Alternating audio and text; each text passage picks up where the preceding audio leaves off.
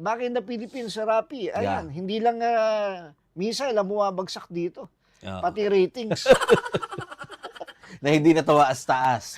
At tatanungin na naman ng kanyang ng official mouthpiece. Okay. Saan ba nanggagaling yan? Okay, ano ba yan? Pulse Asia's latest survey shows Ferdinand Bongbong Marcos Jr.'s approval rating at 36%. Yes. With 45% disapproving, reflecting a continuously declining public confidence amid a weakening peso and high prices of commodities. Ayan, ang ibig sabihin sa madaling salita ay sad-sad ang rating ni Pangulong Marcos. And this is understandable. At hindi pa natin kinukumpara yan sa rating ng kanyang number one na nemesis. In the person of... Sasabihin ko na. O sige, sabihin mo na, Rapi. Ayan Yun nga, in contrast. Hindi, balasahin muna natin.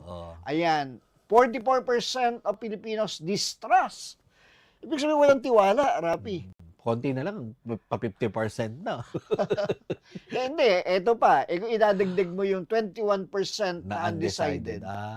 Okay. Diba? Sobra-sobra. Pasok na. And of course, ang idagdag mo yan sa 44, sabi mong kalahati lang idagdag mo, pasok ka na sa ano.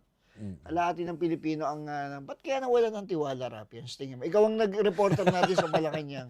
No comment on that. Baka pagsaran ako ng gate. Okay, in comparison with the rating of Vice President Sara Duterte, yan, 55% approval, ang approval rating ng Vice President at strong support across regions and classes.